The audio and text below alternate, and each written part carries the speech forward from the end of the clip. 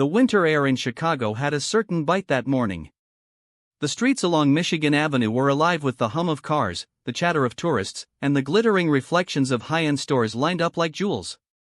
Among them stood a Gucci boutique, its tall glass doors gleaming under the gray sky. Inside, soft jazz played and the scent of luxury perfume floated through the air. Alicia Brown stood outside for a few seconds before walking in. Her breath came out in a small cloud of white mist. She adjusted her old denim jacket, feeling slightly out of place among the passing women wrapped in designer coats. Her sneakers were clean but worn, her jeans faded from too many washes. She wasn't here to shop, not really. She was here because today, she wanted to dream. Alicia was 22, studying part-time at a local community college and working nights at a diner. Life hadn't been easy since her father passed away 2 years ago. Her mother worked double shifts at a nursing home, and Alicia had promised herself she'd finish school no matter what. But she still had that little spark in her, that quiet wish for something beautiful, something more than survival. She stepped inside the Gucci store, and warmth wrapped around her like silk. The marble floor shone under golden lights. The air smelled of leather and new beginnings. A row of handbags sat displayed on glass shelves, each one costing more than Alicia made in 3 months. She smiled softly. Her father used to tell her, "Don't ever be afraid to look at nice things, sweetheart. One day, you'll have the right to buy them." So she looked, not to steal, not to pretend, but to imagine. Maybe one day she'd come back here after getting her degree and surprise her mom with one of those elegant bags. But dreams don't always stay pure for long in a world that judges by appearances. Across the room, a store associate named Monica noticed her. Monica was in her 30s, tall, wearing red lipstick and a sleek black uniform. Her eyes narrowed slightly as she watched Alicia move from shelf to shelf. Monica whispered to her coworker, "Keep an eye on her. She looks suspicious." The other clerk nodded. They both didn't know her story, they only saw her jacket, her shoes, and the hesitation in her eyes. Alicia picked up a small leather wallet, her heart fluttering as she ran her fingers over the smooth surface. It was beautiful, black, gold-edged, simple. She placed it back carefully and turned to look at another section.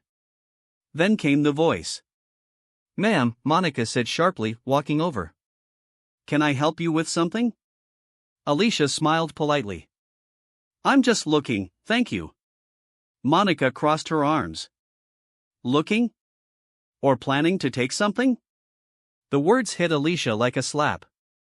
"What?" she whispered, confused. Monica's voice grew louder. "We've had issues lately. People like to wander in and disappear with items." Alicia's throat tightened. People were looking now, a couple, an old man, a security guard near the entrance. Her heart raced. "I didn't take anything," she said, trying to stay calm. Monica didn't believe her. "Then why were you handling that wallet for so long?" "I was just," Alicia's voice broke. "Just looking." The security guard approached. "Ma'am, we're gonna need to check your bag." Her fingers trembled as she handed it over. Inside were her notebooks, a half-eaten sandwich, and a small photo of her dad.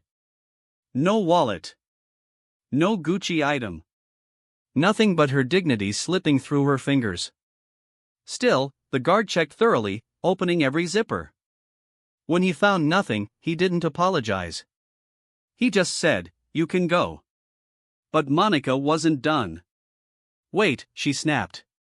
She could have hidden it on her. "I've seen it before." Tears burned in Alicia's eyes. "I didn't do anything wrong," she whispered. People stared. Someone even took out their phone to record.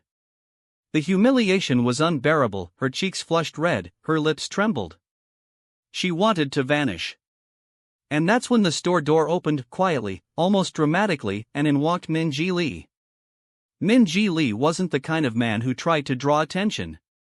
But he carried an aura that did it for him. Tall, elegant, in a charcoal gray coat and black gloves, he moved with quiet confidence. His face was calm, unreadable, but his eyes, sharp and intelligent, missed nothing. He had flown into Chicago from Seoul for a business meeting. A billionaire tech investor, known in Korea for his philanthropic work, he rarely had time for shopping.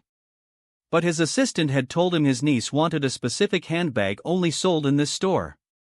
So, here he was stepping into the Gucci boutique at the exact moment when life was about to show him something deeper than any business deal. He paused when he noticed the commotion. The trembling young woman surrounded by staff. The raised voices. The fear in her eyes. He frowned slightly. Then he walked closer. What seems to be the problem? Min-ji's voice was calm but carried authority. Monica turned, forcing a smile when she saw his expensive coat. Oh, nothing serious, sir. Just a misunderstanding. Misunderstanding, he repeated, his accent soft but clear. It looks like harassment to me. Monica hesitated. Sir, we have to protect our merchandise. This girl. This lady, he corrected, was accused publicly. Do you have proof? The silence in the store was sharp as glass. Monica stuttered. We were just being cautious. Caution doesn't require humiliation, Min-ji said coldly. He turned to the guard. Did you find anything? No, sir. Then apologize. The guard blinked. Sir? I said apologize, Min-ji repeated, his tone now iron beneath the calm. The guard shifted awkwardly, then muttered, Sorry, miss. Alicia wiped a tear quickly and nodded, too shaken to speak. But Min-ji wasn't done. He looked at Monica. And you? Monica's jaw tightened. She forced a smile that didn't reach her eyes. I apologize. The tension broke like a wave. The customers pretended not to watch. Alicia stood there, breathing heavily, trying to steady herself.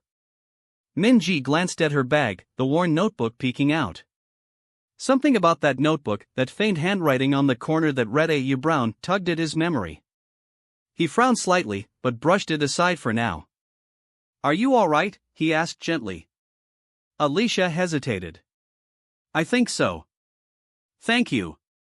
He nodded. You don't need to thank me for what should have been basic decency. He reached into his coat pocket and handed her a silk handkerchief. Here, he said simply. Tears don't belong to guiltless people. Alicia took it slowly, her fingers brushing his glove for a second. There was warmth in his tone, calm, assured, kind. The kind of voice her father once had when he spoke to her after a bad day. She whispered, You didn't have to do that. They were just doing their job. They were doing their judgment, he said. There's a difference. Something in his eyes made her pause, depth, pain, and an odd familiarity. She felt as if she'd seen that expression before, somewhere deep in her childhood memories. Min-ji looked around the store, then at Monica again. I'll be speaking to your manager. This store needs better training on respect. Yes, sir, she mumbled. He turned back to Alicia. Come. Let's step outside. Outside, the air felt colder than before. Snowflakes drifted down slowly, landing on Alicia's hair. She hugged herself for warmth. Min-ji stood beside her, his presence somehow comforting. She said softly, You didn't have to get involved. Most people would have just walked away. I've seen too many people walk away, he replied. Especially when the person being hurt had no one to stand for them. Alicia looked up at him. You talk like you've been there. He gave a small smile. Perhaps once. She studied him quietly, the fine lines on his face, the way he spoke with quiet conviction. There was something more behind his eyes, something human, not billionaire perfect. He glanced at her again. Alicia Brown, right? She froze. How do you know my name? He nodded toward her notebook.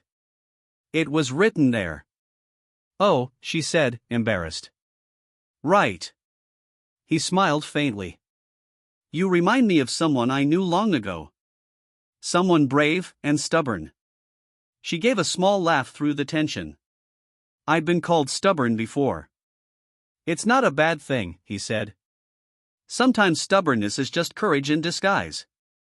A silence settled between them, not awkward, but gentle. Then his phone rang. He stepped aside to answer, speaking briefly in Korean. Alicia caught only fragments: meeting, flight, change schedule. When he hung up, he looked at her again. I have to go, but, he paused, then reached into his wallet. Here's my card. She blinked. Why? You're studying, aren't you? Part-time? She nodded slowly.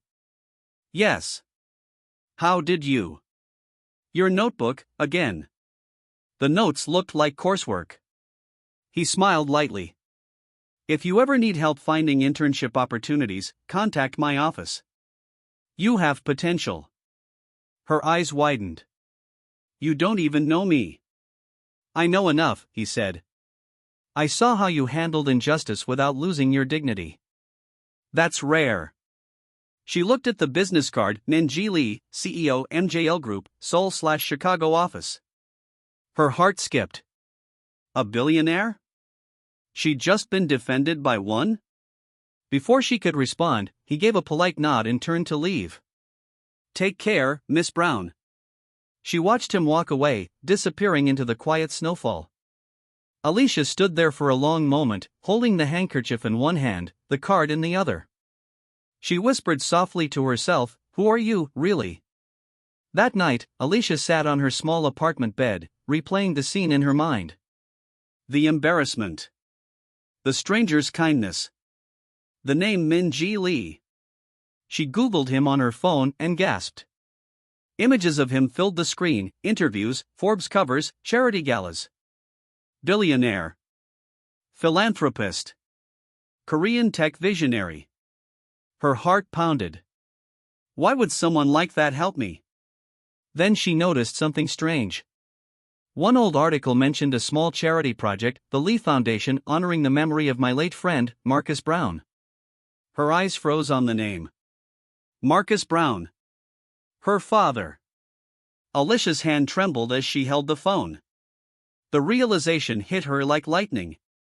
This man, the one who had defended her, who had spoken with such warmth, had known her father. Tears welled in her eyes. The pieces began to form in her heart like a forgotten puzzle returning to place.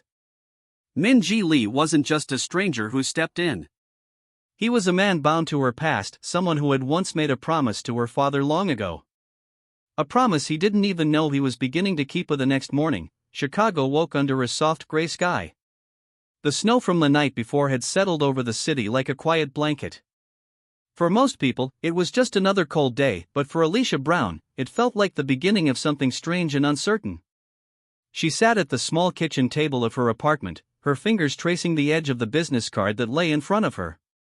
Min-ji Lee, CEO, MJL Group. Even the card looked expensive. Thick, cream-colored paper. Gold-embossed letters. It didn't belong in her world of second-hand books and late-rent notices. She'd barely slept. Every time she closed her eyes, she saw his face again, calm, powerful, kind.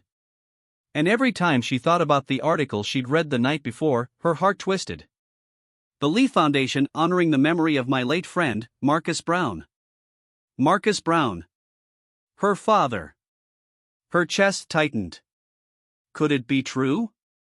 Could the man who saved her yesterday really be the same one who had once been her father's best friend? She looked at the clock. 8:40 a.m. Her first class started at 9:30, but she knew she wouldn't be able to concentrate. Instead, she made a decision that felt bigger than anything she'd done before.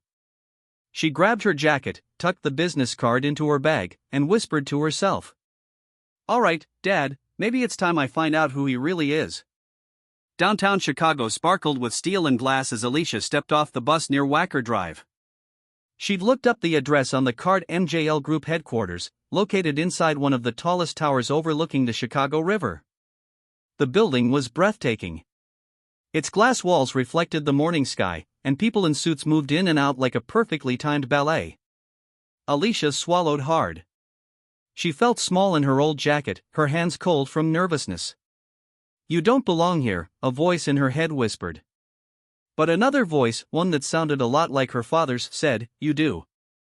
Walk tall, baby girl." She took a deep breath and stepped inside. The lobby was vast and gleaming. A chandelier hung like frozen light above the reception desk. Behind it sat a woman with perfect hair and an even more perfect smile. "Good morning," the woman said. "How can I help you?"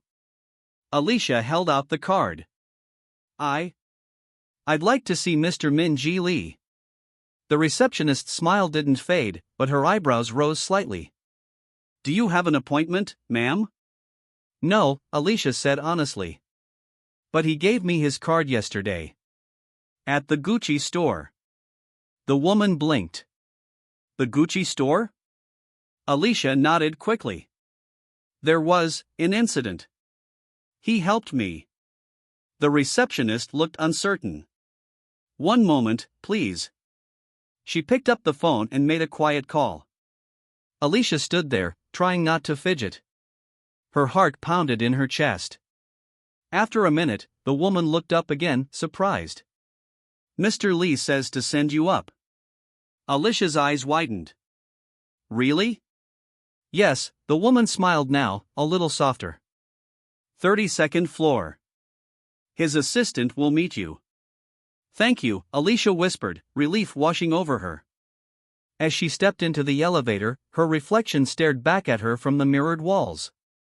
Her brown eyes looked anxious but determined. Her father used to say she had fighter eyes. Today, she needed that strength. The elevator doors slid open to reveal a quiet, elegant space filled with glass offices, artwork, and the low hum of productivity. A man in a gray suit approached her with a friendly smile. "Miss Brown? Mr. Lee is expecting you." He guided her down a hall toward a corner office with floor-to-ceiling windows overlooking the city. When the door opened, she saw Min Ji Lee standing near the window, hands in his pockets, staring out at the skyline. He turned when she entered, and that same calm expression crossed his face. "Miss Brown," he said gently. "I was hoping you'd visit." Alicia's heart jumped. "You were?" He smiled faintly. "Yes. Please, sit." She sat carefully on the leather chair across from his desk. He returned to his seat, resting his elbows lightly on the table. For a moment, neither of them spoke. The silence wasn't cold, just full of unspoken questions. Finally, Alicia broke it. "I read about you last night. About your company. And your foundation." He nodded slowly. "Ah. So you found that." Her voice trembled slightly. "You mentioned my father in one of the articles. Marcus Brown. Was that my dad?" Min Ji's gaze softened. He took a slow breath before answering. "Yes, Alicia. Marcus was my best friend. My brother, in every way except blood." Alicia froze. Her throat tightened. You knew him?" "I did," Min Ji said, his voice quieter now. "We met in college. I was an exchange student from Seoul, struggling with language, culture, everything. He was the first person who made me feel like I belonged. We were inseparable." He smiled faintly, looking down at his hands as memories filled his eyes. "Marcus used to call me MJ. He'd say, 'MJ, one day, you'll change the world.' I laughed and said, 'Only if you come with me.' He wanted to start a non-profit for kids who couldn't afford education. That was his dream." Alicia's eyes shimmered. "He never told me much about his college years. Just that he had a Korean friend who used to get him in trouble for staying up too late." Min Ji chuckled softly. "That sounds like us, yes." Then his smile faded. "When I heard about his accident, I was devastated. I tried to reach your family, but I was overseas. By the time I came back to the States, it was too late." Tears filled Alicia's eyes. "He always said he had one friend he could trust with his life. I guess that was you." Min Ji looked at her with quiet pain. "He trusted me, yes. And I failed him once. I promised I'd always look after his family. But life business, distance, I lost track. Seeing you yesterday felt like fate giving me a second chance. Alicia wiped her tears, her voice trembling. He would have been happy to see you again. He believed in people. Even when the world didn't. Minji nodded. He was the best man I ever knew. And you, he paused, looking at her kindly, you have his eyes. That made her smile through the tears. Mom says that too. He leaned back in his chair. Tell me about you, Alicia. How have things been? She hesitated. Hard, I guess. After Dad passed, Mom worked a lot. I study part-time. I work nights at a diner to help with rent. He listened quietly, no pity in his eyes, only respect. That's admirable. Most people your age would have given up. I almost did, she admitted softly. But yesterday, when you stood up for me, it reminded me of something Dad used to say. Minji tilted his head. What's that? He said, kindness isn't weakness, Alicia. It's the strongest thing a person can choose. Minji's eyes glistened. That's Marcus. Always turning pain into wisdom. A pause. Then he said, I want to help you. Alicia blinked. Help me? Yes. You're studying, working hard, trying to survive. But you deserve more than survival. He took out a folder from his drawer. I've been looking for someone young and passionate to assist in my Chicago office, part-time, flexible hours. It would give you experience, and I'd personally mentor you. Her eyes widened. Wait, you mean, a job? Here? He nodded. If you're willing. Alicia's heart raced. But I don't have a degree yet. I'm not. You're capable, he interrupted softly. That's what matters. I saw how you handled yourself yesterday. You didn't lash out, even when humiliated. That kind of grace can't be taught. She swallowed hard, trying to hold back tears. I don't even know what to say. Say yes, he smiled. Then prove me right. Later that day, Alicia sat in a cafe near the river, a steaming cup of coffee in front of her.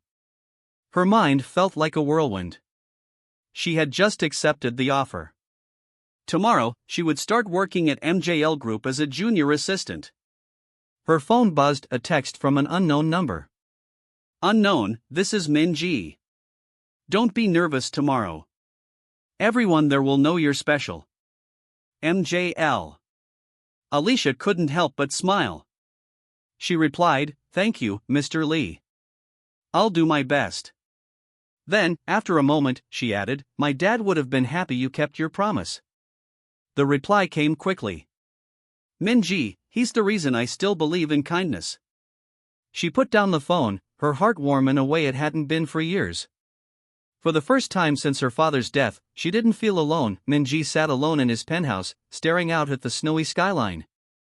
He poured himself a cup of tea, but his thoughts weren't in the present.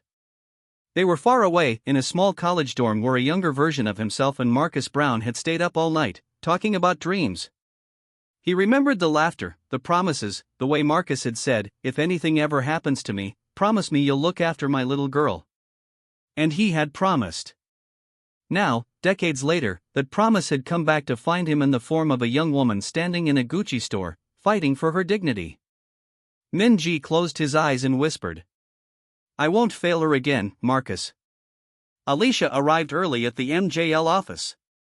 The receptionist smiled warmly this time, and the employees greeted her kindly. They already knew who she was. Word had spread quickly about the young woman Mr. Lee personally hired. Inside, she was nervous but determined. Her desk was near the window, overlooking the city. A small nameplate read Alicia Brown, assistant. She smiled when she saw it. As the day went on, she noticed how disciplined yet humble Minji was with his team. Everyone respected him not because he was rich, but because he treated everyone, from janitors to executives, with equal kindness. During lunch, he invited her to his office. First day nerves, he asked with a gentle grin. Maybe a little, she admitted. But it feels good to be here. He nodded approvingly. That's how Marcus used to be, nervous but full of potential. Alicia smiled shyly. You talk about him like he's still around. In a way, Minji said softly. He is. Through you. The room went quiet again, warm and emotional. Alicia felt her throat tighten. Thank you for giving me this chance. He shook his head. Don't thank me yet. Just make the most of it. Make him proud. That evening, as she walked home through the snowy streets, Alicia looked up at the Chicago skyline glowing against the twilight. For the first time in years, she felt a sense of direction, a bridge between her past and her future. And somewhere across the city, in his silent penthouse, Minji Lee stood by the window again, looking out, his heart lighter than it had been in decades. Two souls connected by fate. Two lives bound by a promise made long ago. Neither knew it yet, but the journey that began in that Gucci store was far from over. Kindness had brought them together, and it would soon test them both in ways they never imagined. A month had passed since Alicia Brown started her job at MJL Group. The cold Chicago winter was slowly fading, and sunlight now danced over the glass towers like shy hope returning to the city. Every morning, Alicia walked into the office with quiet confidence. She had grown comfortable among the people who once seemed far above her, the executives, assistants, and staff. Her desk near the big window had become her small world, filled with sticky notes, a photo of her mom, and that old silk handkerchief Minji Lee had given her the day they met. That handkerchief reminded her every day, kindness changes everything. It was a Monday morning when things started to shift. Minji had just returned from Seoul after 2 weeks of meetings. The whole office buzzed with preparation.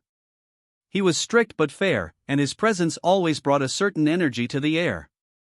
Alicia had been handling reports, helping coordinate schedules, and preparing a small presentation for the upcoming Lee Foundation Charity Gala, which would raise funds for underprivileged students, the very dream her father once shared with Minji.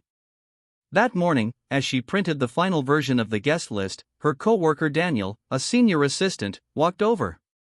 He was polite but often dismissive toward her, one of those people who didn't quite believe she belonged in such a prestigious place. Hey, he said, glancing at the papers in her hand. Mr. Lee wants those reports in the conference room at 10. I know, Alicia said with a smile. Already done. Daniel smirked. Wow, early. Impressive. Just don't mess up during the gala tomorrow. A lot of big investors will be there. I won't, she said, trying to stay calm. I'll do my best. He shrugged and walked away. Alicia sighed softly. Not everyone accepted her yet, but that didn't matter. She wasn't here to prove she was perfect. She was here to prove her father's belief in kindness and hard work was still alive. The next evening, the ballroom of the Chicago Hilton shimmered under chandeliers. Tables were lined with silver, flowers, and quiet elegance. The Lee Foundation Gala was one of the city's most prestigious charity events, and this year, Minji had decided to dedicate it to the memory of Marcus Brown. Alicia didn't know that yet. She stood near the entrance, dressed in a modest but beautiful navy blue gown that Minji's assistant had helped her pick out. It wasn't designer, but she wore it with quiet grace. She was in charge of coordinating the guest seating and assisting Minji throughout the evening. When he entered the room, everyone noticed. Tall, calm, perfectly composed in his black suit, Minji Lee carried himself with the kind of grace that came not from wealth, but from wisdom. He greeted everyone with genuine warmth, his smile never forced. When his eyes met Alicia's across the room, he nodded approvingly. She smiled back, proud but humble. As the dinner ended and speeches began, Minji took the stage. His voice was soft, steady, and full of emotion. Good evening, everyone. Thank you for supporting the Lee Foundation. Tonight, we honor those who believe in the power of education and in the power of second chances. He paused, looking toward Alicia. Many years ago, he continued, I had a best friend. A man named Marcus Brown. He taught me that kindness isn't a weakness, it's strength. He dreamed of helping young people rise beyond their struggles, to believe in themselves when the world didn't. Tonight, I dedicate this gala to his memory. Alicia's breath caught. Tears filled her eyes. Her father's name echoed in the hall like a warm wind. And tonight, Min-ji added, his voice softening, I want to introduce someone who reminds me that dreams never die. Someone who carries that same light Marcus once had. Please welcome my new assistant and Marcus Brown's daughter, Miss Alicia Brown. The crowd applauded warmly. Alicia stood, trembling, trying to hold back tears as everyone turned toward her. Min-ji smiled proudly, motioning for her to join him on stage. When she reached him, he whispered, your father would have been proud of you. She whispered back, thank you, for keeping your promise. Later that night, as the guests mingled and music played, Alicia was helping pack up some donation materials when she overheard two men talking near the back of the hall. They were investors, people she had seen shaking hands with Daniel earlier. Their voices were low, but the words chilled her. Did you transfer the extra donations to the side account? One asked. Yeah, the other replied. Daniel said Mr. Lee won't notice. It's just 10,000, no one checks the subfunds. Alicia froze.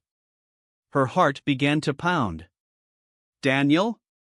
She hid behind a pillar, listening as they continued laughing about it, how easy it was to adjust charity funds without anyone noticing. A rush of anger and disbelief ran through her. How could they?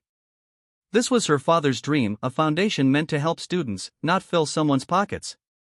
She could stay silent. Pretend she hadn't heard. No one would blame her. But then she remembered her father's words, kindness isn't weakness. Sometimes kindness meant having the courage to speak up. The next morning, Alicia went straight to the office before anyone else arrived. She printed copies of the transaction reports and the side account details she'd found through her system access.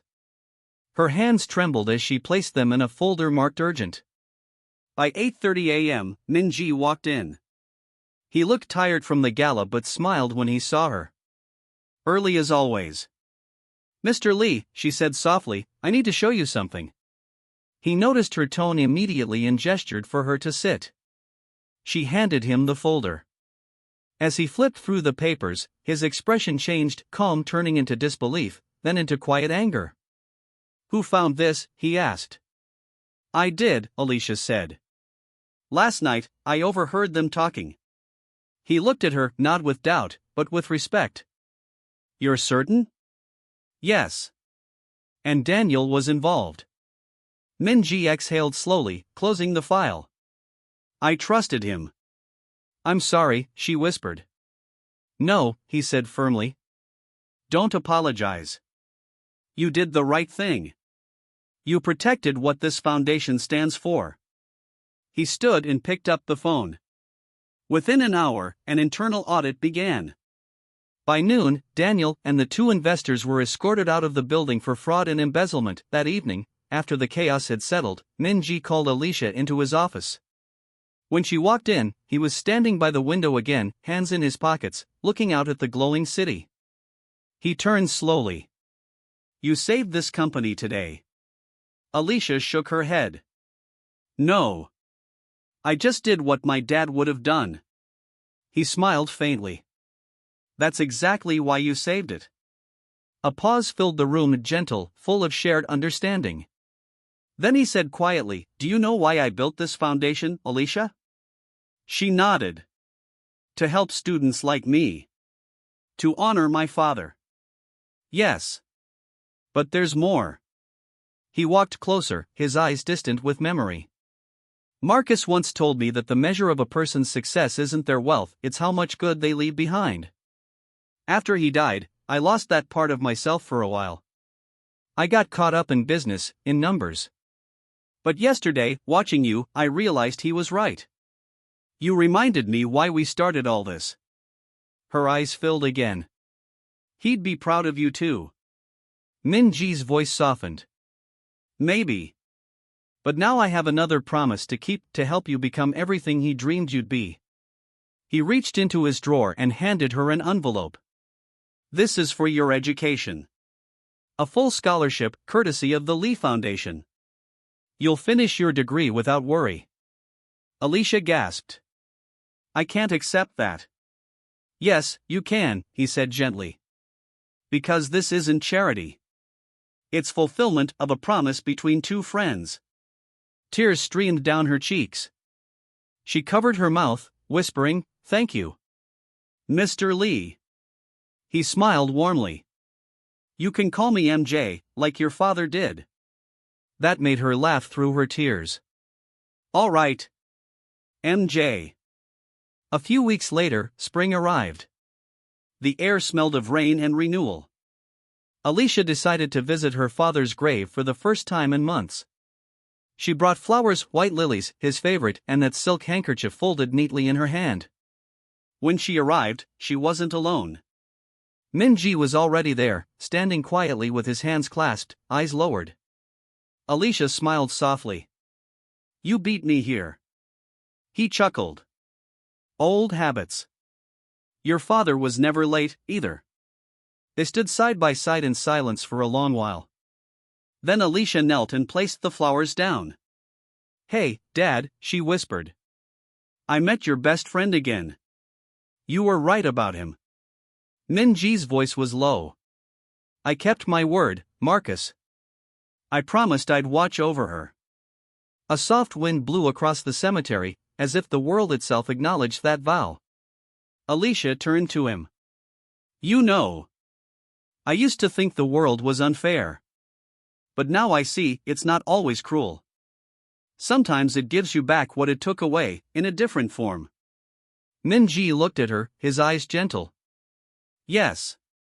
Sometimes kindness travels in circles." They smiled, both feeling the same quiet peace. A year later, Alicia graduated with honors. She gave a speech at the annual Lee Foundation Gala, now standing where Minji once stood, telling her story of resilience, kindness, and how one act of courage in a Gucci store changed her life. Minji sat in the front row, proud, his eyes glistening with emotion. "And to the man who kept my father's promise," Alicia said, her voice trembling, "thank you for proving that kindness still exists in this world." The audience rose in applause. Minji smiled through the tears, whispering under his breath, "No, Alicia. Thank you for reminding me how to believe again."